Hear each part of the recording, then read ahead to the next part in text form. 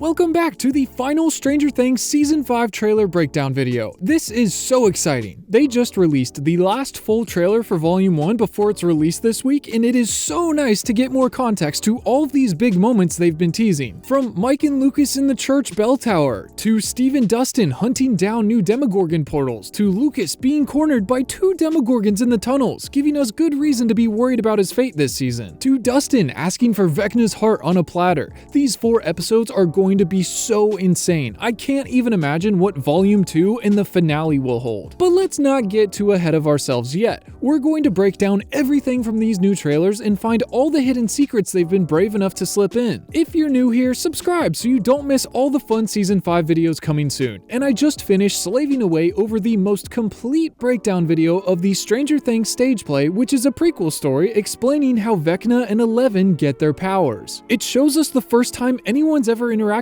with the Upside Down, and it also tells us the Mind Flayer and Vecna's true relationship. It's definitely a must-watch video before you see Season 5, as there will be many things that are constantly going to intertwine between the two, so make sure you watch that video as soon as you finish this one. Now, let's go ahead and start off strong. We're finally getting more context to Steve and Dustin in the car with the binoculars. We've seen moments here and there, one with Dustin being very concerned, but this shows the two waiting on the side of the road in the car with the radar mounted on top of it as they watch some flickering lights in front of them, as if they're trying to locate where Demogorgons are in the Upside Down. Maybe in hopes of following them to a portal to drive through. This is so cool. They don't have Nancy and Jonathan in the car with them, so it's not going to be the time they actually find the silo portal and drive into it, but this is probably their first night looking out for one. It's so hard seeing poor Dustin's face constantly being all bruised and beaten up in all the promo footage. I really hope that the jocks that will be bullying him will get a visit from a Demogorgon or something. Next, we get a cool shot of Steve and Dustin pulling up to the radio station in the van, which looks great in the sunlight. We've mostly been seeing it at nighttime up until now, and the blue kind of blends into the night hues. It really pops nicely in the sunlight. There's also another person getting out of the van on the other side. It kind of looks like the jeans we've seen Robin wearing a lot in all of the other promo material. And if you look closely, you can also see Nancy's car parked behind them with Mike's bike on the back of it.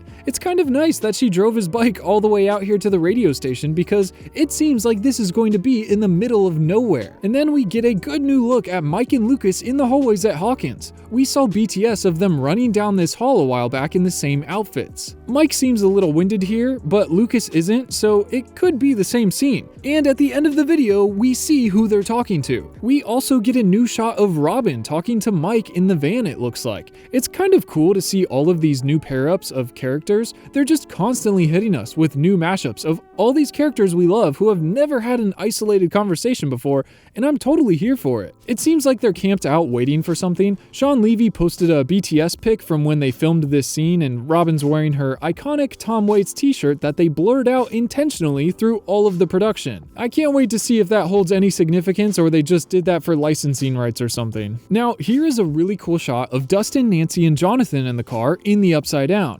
We've only seen a couple shots of this church so far. One was of the 3 waiting out in front of it, with Dustin looking out in the distance, concerned. It kind of looks like he was talking to Steve on the walkie-talkie or something, and we also just found out that Lucas was in the bell tower of the church in the first trailer they dropped, but he was actually in Hawkins. We know they also go to Hawkins' lab, but with the stained glass windows in the background along with the other shot, I think this is the new church location. And then we get our first shot of Steve here as well with them in the church. You can see the pews behind him and the bigger windows on the wall. Vines absolutely everywhere in here. And then we see another shot of the military in the compound from episode 4, The Sorcerer. We see 11 soldiers here. And then Derek Turnbow and Mike all looking at the ground as the banging from the Demogorgon starts. This is right across the street from the mega portal at the library, right by Melvald's. This is also where all the other outbreak shots are, and I really hope that they choose to go crazy and release at least 4 or 5 Demogorgons at once. I want the Gulag fight from season 4, but on steroids. I want to see that Netflix money at work.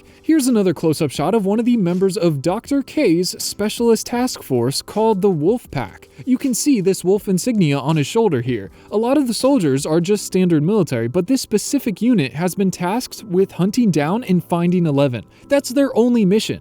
It seems like Dr. K is going to be a much more aggressive version of Brenner, where she just wants to use 11 for her original intended purpose. If you remember, they revealed that she was originally created for the sole purpose of remote assassinations, being able to telekinetically eliminate targets from afar. She was a weapon developed by the government through Brenner and Henry Creel. We just explained everything in the first Shadow Breakdown because that's when they revealed a lot of stuff, and it's really interesting. We also get a nice close-up shot of the Demogorgon roaring right after it bursts out of the ground in front of the military. And you can see it already has taken a bullet, and I'm still surprised that all of these military aren't equipped with flamethrowers. Do you remember in Season 4 watching all the Russians dump their mags into that one Demogorgon and he was just completely fine? These things are bullet sponges. Hopper used his weapon to knock them off the lift in Season 2. I don't know if he was actually killing them though. I'd be surprised if the military is successful in killing any of them here. And then I absolutely love all of these shots of the OG boys in the forest together. This is so nice to finally see them all back together. In all of the past seasons recently, they're always split up. Season 3, Dustin was in the Scoops Troop group, which honestly carried that entire season. And in Season 4, Will and Mike were doing a whole lot of nothing in California until the finale. I'm just so happy that all 4 of them are together and hopefully will be for the majority of this season. It just makes my heart so happy. And then next we get a really cool extension of the previous wall scene. This takes place right after the last one and it just keeps going, revealing the wall is taller and farther than we could originally see. And this shot is so cool. All 3 Demogorgons each bursting out of their own portals at the radio station tower and running full throttle. We saw the scene right after that they released on TikTok last week, and it's just so awesome to see these running full sprint. The force at which they jump up through these portals is so terrifying. And with the recent shot of all 3 of them on the Bradley's big buy truck as they're transporting little kids inside,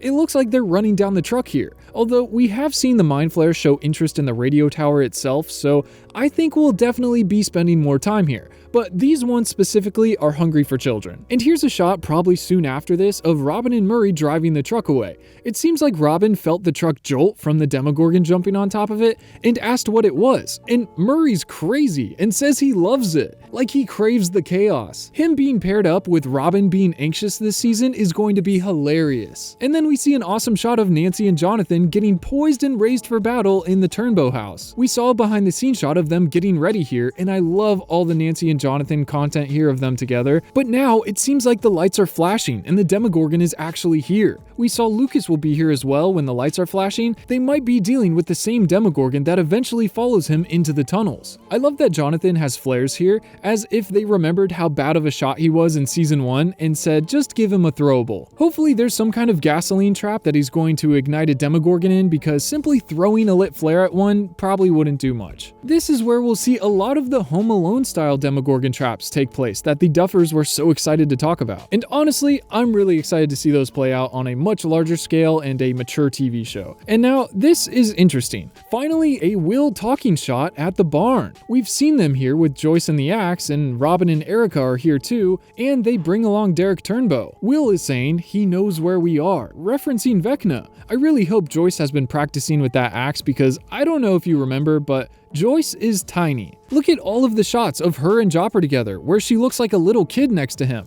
And then just look at how much bigger the Demogorgon is compared to Hopper. Joyce going up against one of these with an axe is going to be like David and Goliath. Let's see if that mother's adrenaline kicks in and she goes crazy, because then she might actually win. Next we get an awesome shot of a Demogorgon dropping into the abandoned tunnels from Season 2 that the kids will be using. And if we brighten it up, you can see this kid in the purple on the right and the one in green on the left. These are the exact same 2 kids we saw in the previous teaser with Lucas that were running through the tunnels. I think this was our first demo vision shot where Will is seeing the vision of a Demogorgon that's chasing Lucas. We got a shot of Mike attacking a Demogorgon by himself, which is crazy, probably in the Turnbow house as well. And I wonder how him and Lucas are going to fare as they're finally going up against their own Demogorgons now. It looks like Lucas will be going up against 2 by himself in the tunnels, which is crazy. I have no idea how he's going to survive this. And I think the actor, Caleb McLaughlin, knows this because he recently just teased us about Lucas's fate this season, if he will or won't be making it. And so far, out of all the promo footage, he seems to have some of the lowest odds of survival. But since this takes place in Volume 1,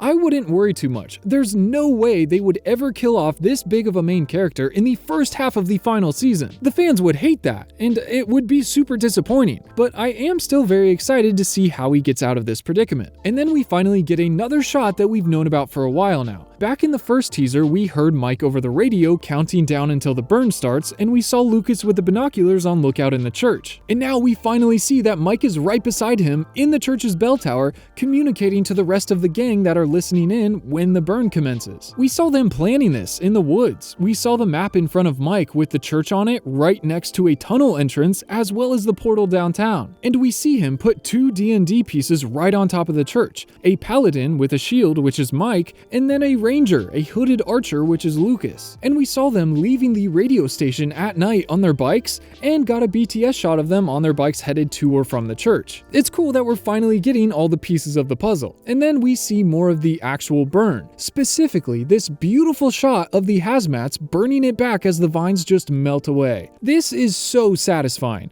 You can see the vines here on the sides of the walls as the Upside Down is trying to leak more and more through the portal into Hawkins. And then here's a really nice shot of Erica in Hawkins High as she's talking to Mike and Lucas. You can see them each on the sides here. This must have been who Mike was talking to earlier when he said we have a plan. Maybe they got her out of Mr. Clark's classroom to talk to her to try to recruit her in on their plan to get Derek Turnbow, her classmate. We also get a new shot of Hop and Eleven at the wall in the Upside Down. Hopper's looking like Santa Claus with that nice full-grown beard, and they're turned away from it here, looking onwards to something coming after them as Hopper says they need to go. Now, I wouldn't be surprised if this goes into them being attacked by the military, the wolf pack, when they end up hiding behind the billboard and Hopper gives them a taste of his grenades. I definitely worry about Elle this season. I am very unsure how her ending will play out, but this will be a very exciting scene to say the least. And then this final sequence is of the gang finding the silo portal on the McCorkle's farm and driving through it into the Upside Down. It's kind of funny that Nancy says do it, and then after Steve stomps on the gas pedal,